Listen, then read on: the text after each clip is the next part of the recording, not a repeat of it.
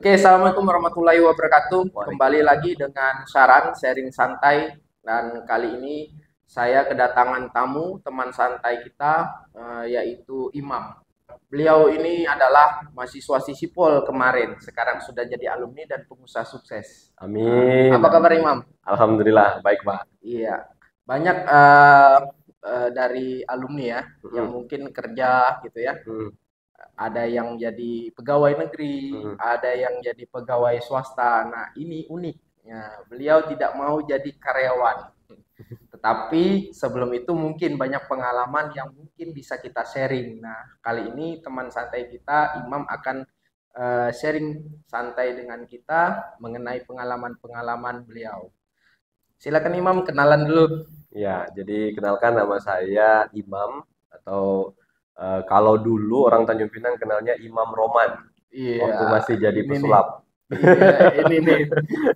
Jadi kalau di kampus dulu saya lebih dikenal Imam Roman karena aktivitas saya itu main sulap dan nama Imam Roman itu adalah nama imam panggung gitu. Terus kalau di kampus dulu ya kalau anak-anak eh, apa adik tingkat ya manggilnya ada yang manggil Bang Imam, ada yang manggil Kak Imam gitu.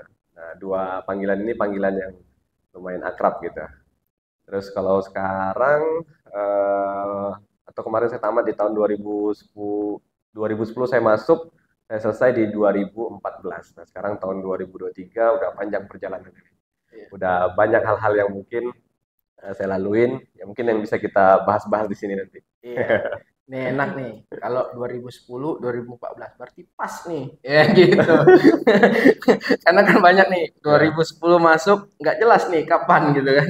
Kalau pas ranknya 4 tahun. Ini Oh gitu. jelas. Jadi Saya sebenarnya kurang dari 4 tahun kemarin, Pak. oh iya, Karena nggak boleh. Kalau nggak salah kemarin salah satu persyaratan untuk apa namanya ikut sidang skripsi itu harus kalau saya nggak salah masuk ingat lah keempat ya. masuk keempat. Waktu itu Iya. saya selesai teori itu semuanya di 3,5 tahun udah selesai. Nah malah nggak boleh untuk bukan nggak boleh, maksudnya belum penuhi syarat untuk memenuhi syarat untuk lanjut ke sidang skripsi. Kalau saya nggak salah, Iya. kalau saya nggak Ini apa nih nggak saya ingat menariknya. tuh. Jadi perkuliahan itu kan memang banyak anu ya, Hmm. banyak perubahan sekarang Hmm. dinamikanya. Mungkin kebijakan-kebijakan kemarin. Nah, Hmm. sekarang lebih luas gitu kan, lebih cepat. Oh lebih boleh, Ah, lebih boleh. boleh ya. Jadi di bawah 4 tahun boleh Iya. selesai. Apalagi ada Merdeka Belajar. Wah, Oh dulu kan gitu. kita nggak ada Merdeka Iya, iya. Belajar. Kita di suasana merdeka, Iya, tapi iya. nggak ada istilah Merdeka Belajar. Kalau sekarang Hmm. magang, kalau dulu magang nggak masuk SKS, sekarang dikonversi SKS, Oh ya gitu. kan? Ada pertukaran mahasiswa mereka tadi, Iya, ada iya. kewirausahaan, Oh, kewirausahaan ada ya? ada. Itu Jadi itu sih yang penting tuh kewirausahaan. iya benar. Dulu Nah, dulu belum ada ya? belum ada. Banyak padahal mahasiswa kita tuh kan wirausaha juga ada ya, Mhm. tetapi nggak bisa dilakoni dengan pertukaran SKS. Sekarang bisa. Oh gitu. Itu dia enak ya. Keren, keren, Tapi keren. nggak apa-apa, kita udah lulus sekarang. Oh iya.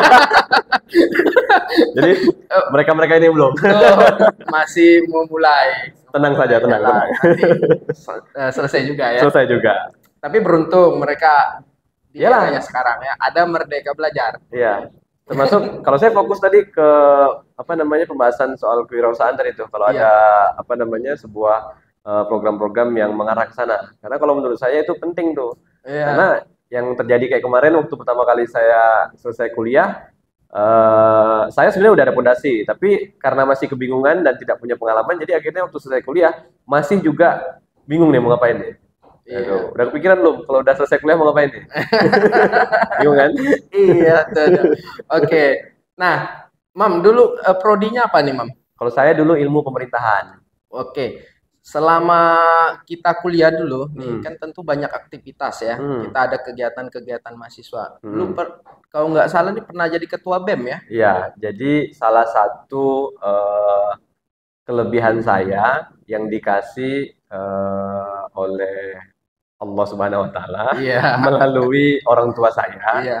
adalah saya diberi nama imam. Jadi cita-citanya orang tua saya adalah ingin jadi seorang pemimpin. Maksudnya berharap anaknya menjadi seorang pemimpin dan itu memang menjadi sebuah jalan saya karena orang selalu manggil saya imam kan. Imam itu kan artinya pemimpin. Imam gitu, ketua gitu. Jadi otomatis hampir setiap hari dari saya lahir sampai hari ini itu orang manggil saya pemimpin atau ketua gitu. Ketua itu adalah sebuah doa tuh. Iya, iya. Sebuah doa. Jadi akhirnya saya dari SD itu saya udah terbiasa tuh memimpin. Ketua kelas tuh udah biasa. SMP itu saya di OSIS gitu, masih di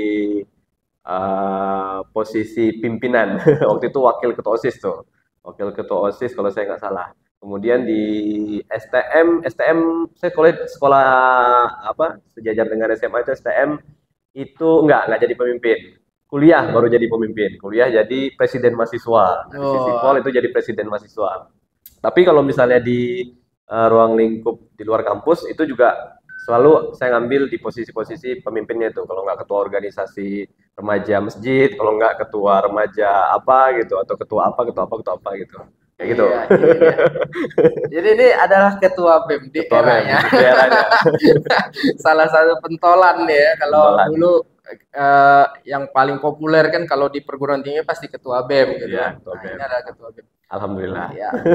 Nah, menariknya lagi ya, imam ini kalau nggak salah dulu tadi kan disebut ada Imam Roman. Imam Roman. Suka sulap nih. Suka sulap. Saya suka sulap. Sayang aja tadi nggak saya omongin. Kalau nggak kita praktekin. Masih bisa kan sulap? Masih ya. Tuh, ini pakarnya sulap. Hipnotis juga bisa. Hipnotis. Semua digelutin. Betul. Luar biasa memang. Alhamdulillah. Nah, kita banyak ketemu ya di beberapa momen di luar itu, maksudnya dengan berbagai macam sepertinya kegiatan yang beda-beda. Kalau nggak salah dulu pas musim batu kita ketemu ya. Main batu juga. Batu cincin, batu akik. Cuma sekarang nggak pakai. Ya, saya masih. Iya. Kalau nggak salah kemarin itu ada imam lakoni itu seperti yang ulang tahun, wedding, itu apa namanya emang? Jadi memang dulu saya bergerak di bidang entertain, apapun itu. Waktu itu saya pernah buka namanya birthday organizer, jadi kayak semacam IO untuk nanganin acara ulang tahun gitu. Kemudian juga pernah terjun di dunia fotografer juga, videografer juga di acara-acara wedding gitu. Sempat ikut atau kerja di studio mana gitu untuk ngejalanin aktivitas ya semacam itulah, foto prewed, video prewed, habis itu acara-acara nikahan, sempat jadi YouTuber juga. Ini sempat jadi YouTuber juga, YouTuber dengan subscribers terbanyak di Tanjung Pinang pertama kali. Iya. Setelah itu nggak ada lagi. Iya. Oke, kalau saya potongnya, YouTuber pertama kali di Tanjung Pinang dan terbanyak subscribernya. Ya, waktu itu. Inilah bocoran guru YouTube saya. Ada waktu saya podcast di ini ya, Balai Pelestarian Budaya waktu itu dengan Bang Nanda. Jadi saya bilang bahwa saya tuh belajar YouTube tuh sama imam. Jadi, nah ini nih orangnya, ini nih orangnya, imam tuh ya ini, gitu kan. Yeah. Dulu Imam Roman dengan konten sulap semua ya. Kontennya sulap. Kalau pokoknya mau belajar sulap di konten Imam Roman, channel Imam Roman. Tapi sekarang nggak ada lagi konten itu. Sudah nggak ada. Jadi Kak Imam ya. Jadi Kak Imam. Saya hide, kemudian saya ganti Kak Imam. Niatnya pengen buat konten yang lebih, tapi sampai sekarang nggak buat. Iya. Nggak jadi. Nah, saya belajar itu YouTube itu sama imam. Jadi mengawali YouTube itu kalau nggak salah tuh kemarin ya, niatnya adalah bagaimana saya memberikan edukasi gitu kan, pembelajaran, sharing. Itu aja. Jadi nggak ada niatnya mau monetisasi, nggak ada mau dapat bayaran. Kalau dulu seperti itu. Nah, ini tapi sekarang termonetisasi sih. Iya. Ada berapa channel tuh semua kena gitu karena udah tahu ilmunya gitu. Bonusnya. Iya, ilmunya sudah tahu. Pernah ngerasain sih. Akhirnya pernah ngerasain. Nah, memang saya tetap kembalikan ke ini niat awal. Saya tetap sharing aja, nggak niat mau dapatin monetisasinya. Hanya monetisasinya tuh tetap dinyalain gitu. Ya anggap aja bonus gitu. Kalau dapat, kalau enggak ya tetap niatnya adalah Niatnya edukasi. edukasi. Ternyata setelah kita lakoni YouTube itu Hmm, jadi nggak menarik juga akhirnya. gitu. Kenapa? Tantangannya ternyata ada banyak platform yang lain. Oh gitu. Dulu IG nggak terlalu familiar kan. Sekarang udah Sekarang IG ada reelnya. ada Terus Reels, TikTok. TikTok. Mau populer ya TikTok. Gitu. Lebih gampang Facebook kan? juga ada Iya, reelnya semua. di Jadi Facebook. hampir semua kita mainkan. Hmm. Malah waktu kita awal-awal YouTube Hmm. itu kan belum ada short ya. Hmm. Sekarang short juga. Iya, Ya short juga ada. seperti platform-platform yang lain. Makanya semua medsos saya mainkan. Semua Ya. nggak tahu lagi. Jadi saya nggak kepikiran bayaran. Oh Tapi gitu. yang penting saya buat konten. Hmm. Tapi ini ilmunya tuh ini gurunya. Ini dia. Baik, Alhamdulillah. kalau nggak banyak belajar memang nggak bisa ya. Iya. Ya. Mau AdSense, waduh panik nih. Oh, gitu kan. Kayak mana daftarin AdSense? Sampai sekarang saya bisa kaitkan Hmm. 2 channel ke 1 AdSense. Satu AdSense. Udah bisa Dulu, sekarang. Kalau dulu dulu belum. nggak bisa ya, nggak bisa. Sekarang sudah bisa. Iya. Nah, di beralih ke dari YouTube, Heeh. ya saya lihat Imam ini juga kemarin kalau nggak salah ya, Hmm. selain kita main di situ, kan udah mulai nih main ke dunia kerja, ya kan? Hmm. Walaupun mungkin seperti yang kita katakan tadi, Hmm. tidak seperti karyawan biasa. Hmm. Nah, Anda mungkin pernah lihat nih para netizen ya, Hmm. laundry box yang ada di Tanjung Pinang. Iya, iya. Ya, kita sebut mereknya karena banyak sekali laundry. Hmm. Ini nih penyebabnya juga. Ini adalah orang yang menjadikan laundry box itu berjamur di Tanjung Di Pinang. Tanjung Pinang. Iya. Sampai coba ceritain nih, Mam, Iya, iya. gimana nih kok laundry box kok bisa banyak, Mam? Laundry box itu adalah satu tangga loncatan saya yang membuat saya sampai sekarang. Jadi kayak kan banyak waktu loncatan saya tuh Pak. Ada Iya. jadi sulap, ada jadi apa tuh? Jadi badut, saya jualan nasi lemak.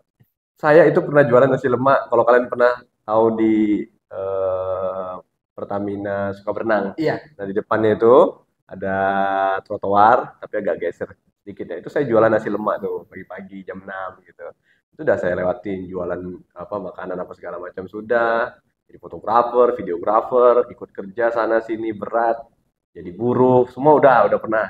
Dan memang semua itu adalah tangga-tangganya tadi ya. Nah, tangganya waktu saya kerja di laundry box itulah yang membuat saya mungkin tangganya itu punya per. Jadi waktu diinjak jadi bisa melambung Melambung tinggi ke tinggi. atas gitu. Pertama kali saya lihat lowongan kerja, ada orang buka laundry, namanya laundry box. Saya kerja ngelamar jadi tukang setrika, gitu. Namanya operator atau karyawan laundry. Jadi saya itu jadi tukang setrika tuh, di tukang setrika pakaian. Kemudian waktu itu seingat saya yang membuat saya jadi ngeper ke atas itu saat saya jumpa sama ownernya. Ini adalah guru saya, guru termasuk guru bisnis, guru hidup saya juga yang luar biasa sekali. Namanya Pak Kris Gajahera. Nah, jadi Pak Kris ini waktu itu cuma ngelihat saya sebagai seorang karyawan setrika, terus dia nanyain sama saya satu pertanyaan ini, Imam nanti kalau 2 tahun lagi di laundry box mau jadi apa katanya? Langsung saya bilang saya akan jadi kepala cabang saya bilang di laundry box. Wow, ngomongnya udah pede aja dulu, padahal saya nggak ngerti tuh apa laundry, apa bisnis laundry, apa itu kepala cabang dan lain sebagainya nggak ngerti. Cuman saya ngomong gitu aja tuh, karena saya memang udah terbiasa ngerasa sanggup aja tuh untuk memimpin orang gitu. Nah, saya punya kebiasaan ataupun terbiasa untuk memimpin banyak hal, termasuk orang dan lain-lainnya begitu. Terus ketika Pak Kris bilang begitu, dia langsung kayak tertarik nih orang kok pede kali gitu. Nah, dia kasih saya challenge. Dia kasih saya challenge, challenge 1, challenge 2, challenge 3. Nah, mulai dari saya karyawan, jadi leader, jadi operasional, jadi manajer operasional, jadi kepala cabang. Nah, tercapai tuh. Dalam waktu 6 bulan saya udah jadi kepala cabang kalau saya nggak salah. 6 atau pokoknya kurang dari setahun saya udah jadi kepala cabang. Terus saya dipindahkan ke Pekanbaru, jadi kepala cabang di Pekanbaru sampai saya jadi general manager. Itu adalah posisi tertinggi di laundry box waktu itu. Nah, laundry box ini apa? Laundry box ini adalah perusahaan yang membuat sebuah apa ya? Laundry box ini bisnis laundry berkonsep yang tersebar di seluruh Indonesia. Nah, jadi Laundry Box itu adalah sebuah perusahaan laundry. Laundry itu belum kayaknya saya belum pernah dengar ada perusahaan laundry. Nah, baru Laundry Box lah yang saya baru dengar gitu. Nggak tahu kalau ada di luar sana. Nah, dia itu punya konsep pengembangan cabang di seluruh Indonesia. Ada di Tanjung Pinang, Batam, Pekanbaru, Jambi, Palembang gitu. Kemarin sempat kita mau masuk ke daerah lain tapi masih ya, belum. Nah, ketika saya kerja di Laundry Box, kemudian sampai di posisi tertinggi, disitulah saya belajar banyak hal, terutama tentang bisnis tadi, Pak. Tentang apa namanya, hidup juga, tentang banyak hal lah ya. Yang mana akhirnya ilmu yang di Laundry Box tadi, ya 2-3 tahun tadi bisa saya praktekkan sendiri. Yang mana sekarang saya udah tidak lagi bekerja di Laundry Box, sekarang saya buka usaha sendiri, laundry juga, dan usaha-usaha lain yang mana ilmunya diambil dari Laundry Box tadi. Gitu. Oke, laundry box ya. Laundry Box. Ada berapa cabang sekarang? Kalau seluruh Indonesia 200. Wow, 200 lebih lah. 200 gila. Saya punya kontribusi untuk mendirikan sekitar 100 nyampe nggak ya? Ya kurang lebih lah 100, kurang-kurang sedikit lah. Nggak lebih dari 100 yang saya dirikan gitu. Kalau di Tanjung Pinang ini dulu kurang lebih bersama tim itu 15 cabang yang saya buat. Kemudian saya pergi ke Pekanbaru, saya buat 20 cabang kalau saya nggak salah ingat. Di Jambi ada 8, di Palembang ada 10. Kayak gitu. Tuh ini semua tuh apa namanya? Apa istilahnya ya? Kerjaan saya tuh gitu, buka gitu. Mana lebih enak? Buka di Tanjung Pinang atau di Pekanbaru? Pasti ada perbedaan. Kalau enak nggak enaknya gimana ya? Pekanbaru ini memang luas, jadi pergerakan kita jadi harus lebih apa sih namanya? Capek di jalan gitu ya, tua di jalan gitu. Kalau di Pekanbaru tuh. Kalau orang Sumatera nih tahu nih kan jaraknya jauh-jauh kan. Jadi kalau misalnya kita mau ngapain tuh kayaknya terlalu lelah kalau di Pekanbaru itu. Kalau dibandingin di Tanjung Pinang yang mana satset nyampai gitu. Iya. eh Sebenarnya plus minus nggak ada yang paling enak, nggak ada yang paling ini. Tapi kalau bicara omset, saya nggak tahu nih kenapa. Kalau bicara omset, malah di Tanjung Pinang ini lebih oke nih kayaknya. Bahkan di Tanjung Balai Karimun itu lebih apa ya? Bisa dulu itu pernah dikasih apa namanya gelar omset nomor satu. Jadi Laundry Box tuh omset terbesarnya itu ada di kota Tanjung Balai Karimun gitu. Walah. Ngeri kan? Iya, iya, iya. Nggak disangka-sangka, bukan malah di Pekanbaru, Jambi atau Palembang, malah di Tanjung Balai Karimun. Batam aja waktu itu masih imbang-imbang tuh dengan Tanjung Balai. Nah sekarang mungkin Tanjung Balai dan Tanjung Pinang lah yang juga Tanjung Pinang, Batam, Tanjung Balai itu imbang-imbang lah omsetnya tinggi. Itu aja sih perbedaannya. Kalau bicara omset nih, Hmm. rata-rata Hmm. per apa nama outlet ya Hmm. atau cabang Hmm. itu bisa nggak mencapai 30 juta per bulan? Di Tanjung Balai Karimun dulu seingat saya pernah sampai mencapai 40 juta satu outlet sebulan gitu. Tanjung Balai Karimun gitu. Kalau di Tanjung Pinang ini kayaknya paling besar di angka 26 apa 27 jutaan gitulah per bulan lah.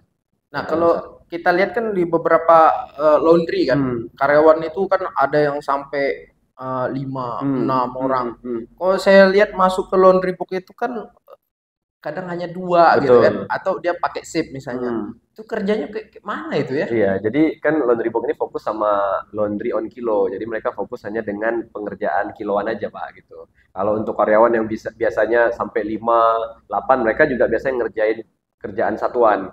Mereka megang cuci sepatu, mereka ngerjain kadang mungkin karpet atau sofa atau apalagi tas, stroller atau helm gitu. Nah, kalau di Laundry Box memang fokusnya itu ke kiloan. Yang saya tahu dulu ya selama saya bergabung. Kalau sekarang saya pikir masih kayaknya masih sama fokusnya adalah ke kiloan gitu makanya cukup 2 orang aja atau 3 orang udah cukup itu dan memang punya rahasia salah satu rahasia bisnis laundry box tuh dia punya rahasia setrika cepat namanya. Iya, iya. Jadi pengerjaan setrika itu untuk satu orang tuh sanggup untuk menyetrika sampai eh apa ya rata-rata orang yang di laundry box tuh kayaknya satu orang 50 kilo itu enteng lah gitu hampir rata-rata enteng kalau satu orang itu 50 kilo. Bahkan kalau yang benar-benar expert, dia benar-benar udah yang jago banget, satu Iya. orang tuh 100 kilo biasa aja tuh. Wah, Ada yang satu orang 100 kilo. Sanggup mereka. itu kerjaan yang paling membosankan. Membosankan. Tapi karena kita pakai setrika khusus kan, Iya, setrika uap itu, jadi pekerjaannya cepat. cepat ya. Seingat saya dulu kalau pakai setrika listrik itu 1 menit satu baju kaos normal ya. Tapi kalau misalnya gamis itu pasti beda lagi. Nah, kalau pakai setrika uap itu kurang dari 1 menit untuk satu kaos. Gitu.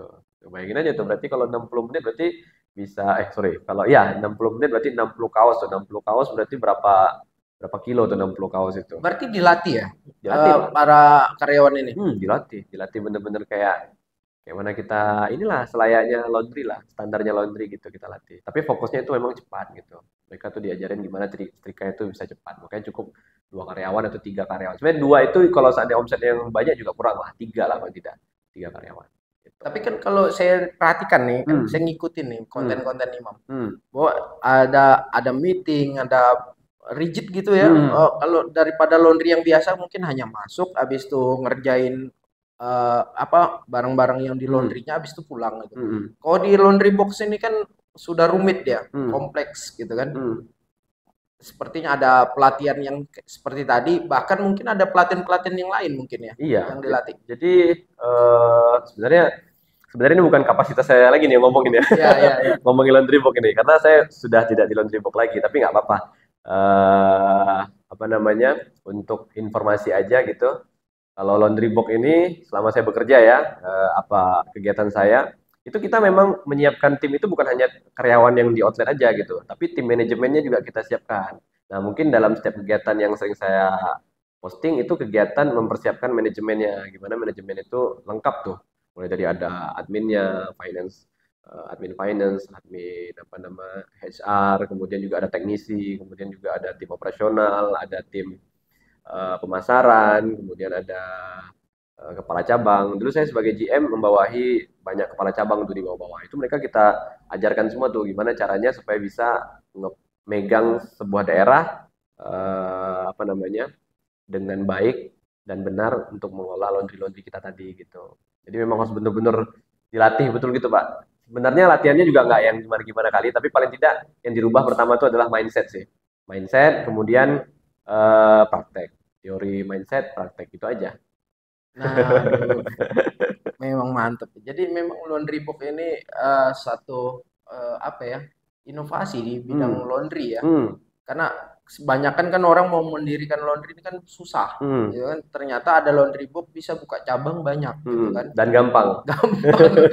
Sekarang apa nama brandnya? Sekarang setelah saya tidak bekerja lagi di laundry box, saya buka atau belajar buka laundry sendiri. Laundry juga? Laundry juga. Oh iya.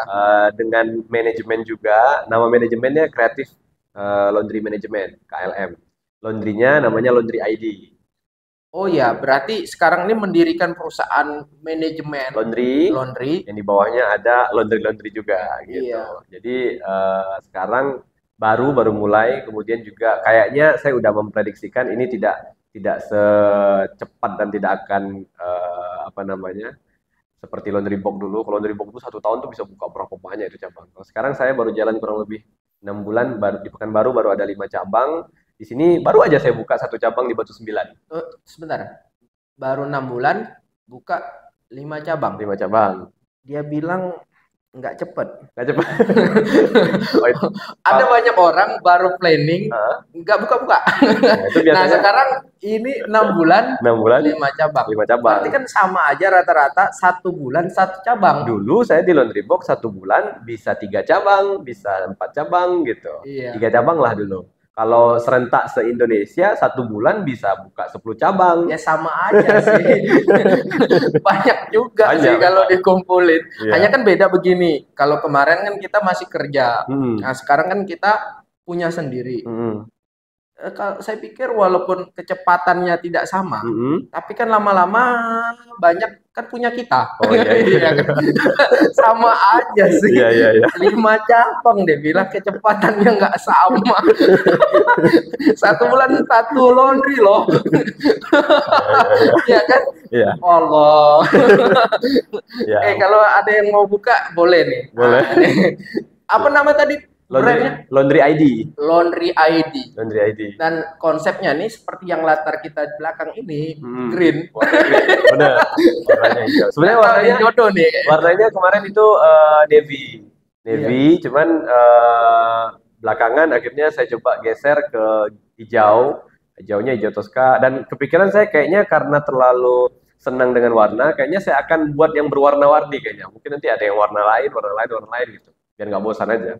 Loh, Gitu. tapi kan Laundry ID Hmm. green. Ya itu yang green. Mungkin kalau nanti ada laundry ID red mungkin Oh gitu ada ya. laundry ID yellow gitu. Cuman tapi masalah warna ini masalah ini aja sih, masalah inovasi selera lah gitu. Karena Iya, kalau biasanya kayak contoh kayak laundry box kan biru semua gitu. iya, iya. Dan memang dalam bisnis color corporate itu penting gitu. Tapi entah kenapa saya kayak pengen coba out of the box saja. Coba buat gimana kalau warna-warni gitu. Kita coba ya. Ya coba aja kan nggak ada salahnya. Berarti kalau merah berarti Laundry ID red. Iya, laundry ID Kuning red, Laundry ID yellow. yellow mungkin. Mana warna yang kuat? Iya, Untuk karena untuk di tahun 2024. iya juga, Iya juga. bisa jadi gitu ya kan. Mana nih penentu nih? Tentunya. Tapi laundry ya, laundry ya. Laundry, Bukan laundry. politik. Laundry bukan yang lain. Tapi buka laundry juga perlu politik ya. Perlu Strategi kan? strategi, bener. Ini. Jadi Benar, ilmunya dipakai juga ini ya. Dipakai. Nah, sebenarnya ini mungkin jadi poin pembahasan penting kalau seandainya orang suka bilang kayak gini. Dulu kuliahnya apa? Atau sekolahnya apa? Dulu saya STM, sekolah otomotif. Kemudian kuliah jurusan ilmu pemerintahan. Kok sekarang jadi karyawan laundry atau kerja atau buka usaha laundry gitu? Kan nggak ada korelasi. Siapa bilang? Yang namanya kita kalau untuk berhidup, kalau kita hidup gitu di dunia nyata ini, semuanya itu berhubungan, semua itu punya kaitan, semua itu terhubung gitu. Jadi contoh aja gini, kalau misalnya kita mau jadi pengusaha, nah ini ilmu sih, saya belajar dulu sama sama guru saya. Kalau ingin jadi pengusaha itu kuasai paling tidak empat poin. Yang pertama adalah produk usahanya tadi, produk usahanya harus dikuasai. Kemudian yang kedua kuasai pemasaran. Nah kemudian kuasai akuntansi, kuasai investasi. Nah berarti 5. Satu lagi kuasai hukum. Nah gitu. Nah jadi kan 5 hal ini poin-poin ini adalah hal yang memang harus kita kuasai kalau kita mau buka atau kalau saya itu belajar kalau kita mau jadi seorang pengusaha 5 ini harus kita kuasai gitu. Nah artinya kan ini semua kalau Beda-beda. seandainya ya beda-beda nih. Nah alhamdulillahnya kemarin waktu saya di kampus di Sipol saya belajar tuh tentang pemerintahan, di dalamnya juga ada hukum negara gitu, juga banyak belajar tentang bagaimana aturan-aturan negara kita, apalagi terkait tentang usaha, pajak dan lain sebagainya. Itu ada yang kita pelajari selama kita kuliah kemarin. Alhamdulillah tuh, makanya saya senang kemarin. Oh iya, syukur tuh. Kalau seandainya saya nggak kuliah di Sisipol, pasti saya nggak tahu nih. Gitu. Nah, Ya, makanya betul saya, juga ya. iya kan, makanya saya harus tahu. Kebetulan juga saya kemarin main-main Iya, di YouTube, saya ngerti iya. tentang pemasaran. Nah, ketika saya di Laundry Box, saya belajar tentang akuntansi. Nah, nyesal juga kemarin nggak ngambil kuliah juga tuh kuliah inilah Akuntansi. akuntansi ekonomi dan lain sebagainya gitu. Makanya waktu kuliah ternyata waktu kerja malah kepake banget gitu. Nah, kemudian juga tentang investasi. Nah, itu saya harusnya kan dapat ilmu lagi tuh. Kalau perlu bahkan sebenarnya kuliah lagi tuh yang akuntansi tadi kuliah lagi, yang investasi bisnis kuliah lagi harusnya gitu. Nah, siapa Iya. bilang nggak nyambung? Itu semua akan kita pakai kok gitu. Iya ya. Gitu. Oke. 5. Ini target Hmm. berapa Di, di, di, di, di laundry? di Laundry ID. Ya, Di Tanjung Pinang target saya 5 sampai 10 cabang. Cukup. 5. Sampai Terus di 10 cabang. Pekanbaru? Pekanbaru 5 sampai sekarang udah 5 ya. Berarti 10 sampai 15 cabang. Waktunya berapa? 1 tahun ini. Target saya 1 tahun selalu. Sudah ada 6 bulan 6 berlalu. bulan, tinggal 6 bulan 6 lagi. bulan lagi. 1 semester ya. 1 semester Iya. kayak gitu. 1 semester akan dilewatin Lewatin. dengan banyak cabang. Cabang. Oh, dan ini nih Betul, Pak. seru nih. Ayo Pak, kita buka usaha cabang. Iya. Laundry ID. Kayaknya kemarin sudah tertarik Oh, ya, udah tertarik, kok tapi nggak belum. buka juga gitu ya. Enggak apa-apa. Pengen laundry ID warna apa ya? Iya.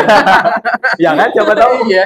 Iya tuh Pak, ide tuh. Iya, Kita iya. tawarkan kepada pencinta warna. Iya. Kalau Bapak warnanya ini, kami punya laundry ID warna ini. Siapa tahu mau kan? Ini ngomong-ngomong warna nih, sedikit nih dari laundry ya, dari laundry warna. Saya pernah juga share bahwa 2021, Mm-mm. 2022 Mm-mm. dan sampai sekarang itu warna itu juga menentukan, saya katakan, tapi bukan politik ya. Iya.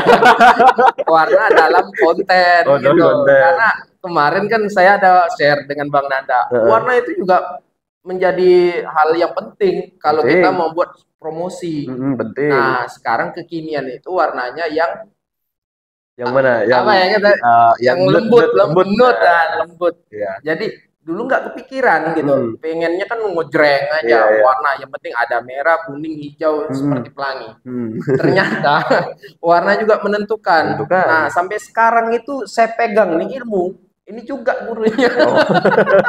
Iya, iya, Ini iya, juga iya. iya gurunya. Maka kalau sekarang itu memang pas di medsos, kalau Hmm. kita ingin buat konten, Hmm. pasti warna adalah sesuatu yang penting. Penting. Ngomong-ngomong konten tadi, di Hmm. medsos Hmm. ataupun di player, Hmm. banyak yang mungkin beberapa generasi itu nggak ngerti tentang Hmm. warna. Hmm. Hmm. Padahal mereka lakukan. Iya. Nah, untungnya saya sadar. Hmm. Sadar karena ada gurunya. Ini penting kalau ada guru. Ternyata ada guru. Nah, ngomong lagi balik ke laundry, Heeh. tetapi apa yang menjadi filosofi sebenarnya kok jadi warnanya green gitu? Sebenarnya warna green ini diminta oleh investor saya dulu. Nah, ini cerita investor lagi. Iya, Laundry ID itu bisa berkembang sebanyak ini atau Laundry Box pun bisa berkembang sebanyak ini karena berkat investor. Adalah orang-orang yang mempercayai kami sebagai manajemen untuk meletakkan sejumlah uang untuk membuka sebuah cabang tadi yang mana kami kelola gitu. Nah, kalau warnanya green itu karena investor itu suka dengan warna green, warna hijau. Maka dia minta saya untuk buatkan Laundry ID warna hijau. dari awal atau kan tadi awal Ketika kita green itu mau aja. iya, Ketika green itu aja. Awalnya navy, itu Navy. warna yang saya pilih. Tapi ketika berjalan ada seorang Udah investor sempat dibuat yang Navy. yang navy sudah ada. Udah ada. Yang navy sudah ada saya buat itu 3 cabang. Nah, 2 cabang yang green. Nah, yang di sini green juga nih, green juga tapi lebih ke Tosca gitu, green Tosca Tosca. ya. Tapi beda lah dengan green yang kemarin. Pokoknya agak sedikit ada pergeseran warna. Jadi kemarin itu berawal dari permintaan investor, kemudian jadi sebuah ide baru untuk saya mau buka, kayaknya warnanya bisa berubah-ubah gitu. Gitu aja. Oh iya. Berarti ini kalau ketemu investor yang suka yang tadi merah jadi Merah? merah Iya ya. gitu bener. Tinggal dirubah Tinggal aja. dirubah aja warnanya, nggak ada Iya, masalah. iya, Nah, oke. sebenarnya kalau mau menarik itu membahas tentang investor di Laundry Box atau di Laundry ID itu yang menarik tuh. Menariknya di mana? Menariknya gini, sebenarnya orang kaitannya gini, orang tuh pengen punya usaha tapi biasanya masalah utama adalah di modal, gitu kan? Nah, sebenarnya masalah utama dalam buka usaha itu bukan modal kalau kita yang memang udah pernah membuka sebuah usaha didanai oleh investor. Karena apa sebenarnya berarti yang penting adalah kemampuan kita untuk menciptakan hasil dari usaha kita yang bersistem, yang sustain, yang mana nanti berkelanjutan menghasilkan sebuah omset dan profit itu yang paling penting kalau menurut saya. Jadi juga bicara produk itu penting dan lain sebagainya. Bukan malah modal aja. Kenapa? Karena sebenarnya kasarnya ya, sederhana dan kasarnya gitu, orang yang punya duit itu banyak gitu. Orang yang punya duit itu banyak, yang siap bahkan untuk mendanai usaha kita. Hanya saja tergantung kita sekarang ini punya nggak usaha atau punya nggak kemampuan untuk bisa menghasilkan omset tadi gitu. Nah, itu sebenarnya lumayan insight yang lumayan penting bagi saya tuh sepanjang saya menjalani usaha yang saya jalani gitu. Teman-teman bisa ini juga tuh pikirin tuh. Jadi nggak mesti harus modal karena ada investor yang mana sebenarnya mereka punya kemampuan atau mau untuk dan bisa mendanai usaha kita selagi usaha kita memang bagus, bersistem dan menghasilkan gitu. Ini baru teman sharing juga nih ya. Nah, aduh, Teman apa nih? santai ini. Kepikiran. Kepikiran nih. Kayaknya Kayaknya ya bisa jadi laundry juga atau yang laundry lain juga gitu atau ya. yang lain. Ini Bisa. nih. Nah, jadi dulu saya belajar di Laundry Box hanya bagaimana mencari investor untuk laundry saja gitu kan. Jumpalah dengan investor-investor yang cocok. Memang mereka punya kesanggupan untuk di bidang usaha laundry gitu. Tapi setelah saya keluar dari Laundry Box, saya mengembangkan itu. Yang mana banyak investor-investor sebenarnya siap untuk mendanai di bidang-bidang usaha yang lain, Pak. Nah, jadi kemarin makanya saya sempat masuk ke bengkel tuh. Iya. Baru-baru ini ke bengkel, ada bengkel. Jadi kayak ada investor yang dia ini siap untuk mendanai atau buka sebuah usaha bengkel. Karena dia memang nggak tahu, dia mungkin punya pandangan kalau kita buka bengkel di Tanjung Pinang bagus gitu. Maka kemarin waktu kita meeting, akhirnya deal, dan saya tunjukkan proposalnya, dan saya temui dengan orang yang memang ahli di bidang perbengkelan, dan kemudian kami combine ilmu kita dari saya manajemen, dia teknis bengkelnya, jumpai dengan investor. Jadi kayak segitiga gitu tuh. Jadi sebuah konsep bengkel gitu. Nah, hanya seperti apa ya? eh, tidak saya bilang semudah itu, tapi sesederhana itu gitu. Jadi nggak mesti harus kita selalu modal. Sederhana karena Ya, udah tahu ilmunya udah ya. tahu ilmunya. Tapi yang saya kutip tadi itu Ah, ada kata proposalnya. Memang dalam sebuah bisnis itu hmm, proposal bisnis itu sangat menentukan. Nah, untuk menentukan. mengkonsep itu kan nggak mudah. Iya betul. Makanya butuh yang namanya pengalaman kan. Iya, Nah, makanya sebenarnya penting tuh bagi orang yang kalau seandainya ingin punya usaha misalnya, penting bagi dia, menurut saya pribadi ya, untuk kerja dulu sama orang yang punya bidang usaha yang serupa atau yang diminati. Itu lalu penting. belajar ya. Lalu belajar. Kemudian jangan malu-malu untuk terus bertanya, terus cari ilmu sebanyak-banyaknya di situ dan berikan kontribusi sebanyak-banyaknya juga di tempat dia belajar tadi. Sehingga nanti ketika dia sudah merasa cukup, dia bisa mampu untuk mungkin belajar di tempat lain atau mungkin langsung mempraktekkan ilmunya tadi. Atau begini, rumusnya, usia 0 sampai 20 tahun itu harusnya kita belajar. Usia berapa sekarang nih? Berapa sekarang? 20? Ah, belasan tahun ya. Silakan untuk belajar. Itu rumusnya tuh. 0 sampai 20 tahun silakan belajar di perguruan tinggi maupun di sekolah ya, dari kemarin SD sampai perguruan tinggi. Kemudian dari 20 tahun sampai 30, kalau usul saya, kalau saya disuruh ngulang lagi, saya akan kerja sama orang. Jadi kalau 20 sampai 30 tahun silahkan kerja sama orang. Nah, kemudian 30 sampai 40 praktekkan ilmu yang tadi kita sudah pelajari sama orang tadi gitu. Selama 10 tahun kita belajar, 10 tahun ke depan tuh dari 30 ke 40 tuh praktekkan. 40 ke 50 itu kita bisa menikmati hasilnya. Kemarin ketika bagus, maka baguslah hasilnya dari 40 ke 50 gitu. Kalau dia kurang-kurang ya pasti nanti akan kita rasakan juga. Jelek bahkan kalau seandainya kita malah investasi hal yang buruk selama usia-usia produktif kita, malah di usia 40 ke 50 malah kita jadi lebih lebih lebih parah daripada orang lain gitu. Mungkin lebih parah dari segi ekonomi, mungkin kesehatan dan sebagainya gitu. Nah, usia 50 ke 60 time to sharing. Time di mana kita bisa berbagi kepada orang-orang yang di bawah kita lagi gitu. Nah, itu yang saya dapatkan dari beberapa ini saya tuh. Guru-guru saya juga. Jadi langsung saya pikir, iya juga ya saya bilang. Nah, itu yang membuat saya akhirnya kebetulan nih usia saya 2 hari yang lalu, ini tanggal berapa nih? Iya, Tanggal ini tanggal tanggal 7 ya? oh, ulang tahun Iya, ternyata. saya di usia saya lahir di tanggal apa namanya 4 Oktober, ya bulan Oktober ya. Iya, Baru berapa hari yang lalu 4 Oktober nih tanggal 7 ya, Pak ya. iya. Tanggal 7 itu saya ulang tahun berarti usia saya itu 31 tahun. Nah, saya ngerasa memang di usia saya 30 kemarin itu saya sudah harus untuk mempraktekkan ilmu saya selama berapa tahun tuh? 20 tahun ke belakang itu. 30 tahun ke belakang itu. Jadi harus saya praktekkan menjelang saya ke umur 40 supaya nanti usia 40 ke 50 saya bisa nikmatin hasilnya. Apapun itu, mau hasilnya baik maupun buruk, akan saya nikmati tapi saya puas karena saya udah mencobanya gitu. Gitu, Pak. Oke. Kalau ada yang minat ya Mm-mm. kan dengan laundry Mm-mm. dan minatnya di Laundry ID, Mm-mm. itu gimana caranya? Gampang aja. Iya. Tinggal hubungi saya saja. Ya, Iya. tinggal hubungin saya saja. Kemudian nanti saya akan coba kasih, saya bantu untuk memberi penjelasan bagaimana konsep bisnisnya.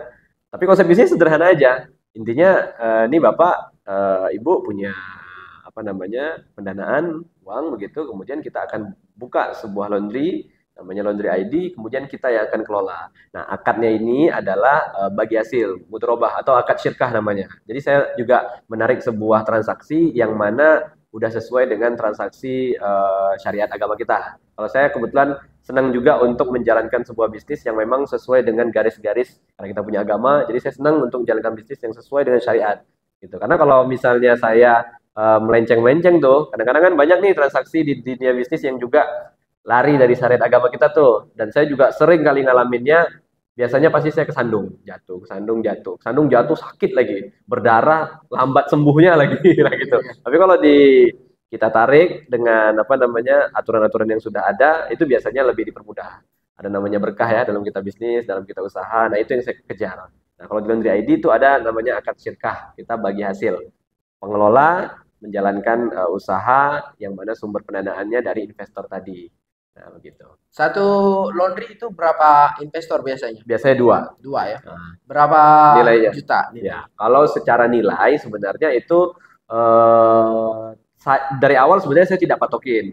Cuman ketika berjalan saya dapat di angka yang aman untuk ngebangun sebuah laundry yang fasilitasnya lengkap itu mungkin di sekitaran 100. Itu lengkap. Sebenarnya di bawah itu bisa-bisa saja. Hanya saja kan pasti banyak kurangnya tuh. Mungkin di angka, bahkan kalau untuk laundry rumahan di angka di bawah 10 aja bisa sebenarnya. Cukup punya mesin cuci sama mesin pengering dan setrika saya pikir cukup gitu. Nah, itu di bawah 10 atau mungkin untuk laundry yang ukuran kecil di angka 30-an itu sebenarnya bisa. Tapi ternyata setelah saya jalanin agak sulit karena kan fasilitasnya jadi terbatas tuh, apa-apa jadi kurang gitu. Nah, yang paling aman di angka 100 tadi. Itu sebenarnya bisa udah include ruko, bisa juga nggak include ruko karena harga ruko juga ada yang tinggi, ada yang rendah gitu.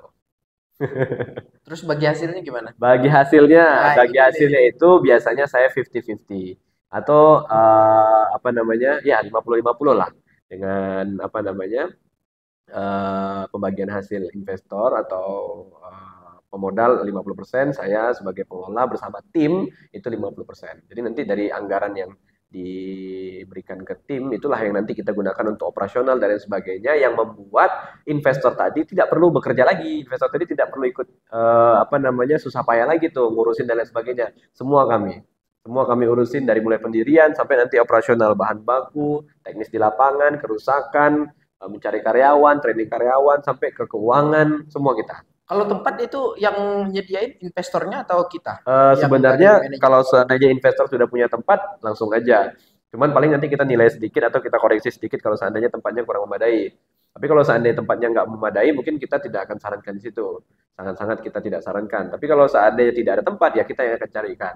Makanya juga dalam kita menentukan lokasi, itu ada ilmunya juga. Tidak boleh di tikungan, tidak boleh di tanjakan, tidak boleh di turunan, tidak boleh ada pepohonan di depannya yang terlalu besar, tidak boleh ada halangan seperti pedagang-pedagang kaki lima.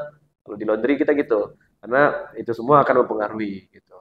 Jadi lokasi itu kita yang bantu untuk carikan karena kita yang lebih ngerti ya titik-titik. Bahkan untuk kita New Pinang sendiri atau daerah-daerah pengembangan laundry box ya selama saya bekerja, saya akhirnya ngerti tuh, oh di daerah sini nih yang rame, di daerah sini nih yang kurang, di daerah sini yang rame gitu. Tapi apakah pemilihan tempat itu, Hmm, apakah setiap usaha sama tipe-tipe beda, tempat? Beda ya? beda, pasti beda. Karena memang banyak, nggak tahu ya, ada beberapa tempat yang kalau misalnya untuk usaha ini cocok, ada Iya. yang tidak gitu. Menurut saya juga nggak tahu itu kenapa, tapi ya kayaknya ada aja gitu. Iya, iya, iya. Nggak tahu kenapa. Gitu. Ini banyak nih. Jadi banyak ilmu ya ini ya. Ya. Banyak. Justru nih, tapi ini khusus laundry dulu Terus ya. laundry. Karena nanti ada banyak. Karena ini bengkel. Ntar lagi kalau bengkelnya banyak kita undang lagi. Ya, seru ya. Ya, betul. Oke. Nah, ini adalah teman santai kita, Hmm. Imam, yang kebetulan menggeluti sekarang usahanya laundry. Hmm. Tapi dengan usia yang muda seperti ini, sebenarnya ada banyak juga nih alumni Sisipol Hmm. yang dengan prodi yang sama atau yang mungkin dari administrasi publik ataupun sosiologi memilih juga nggak bekerja sebagai karyawan Hmm. yang saat ini mungkin menggeluti berbagai macam bidang usaha. Hmm. Nah, kita tunggu nanti di episode berikutnya. Iya. Assalamualaikum warahmatullahi wabarakatuh.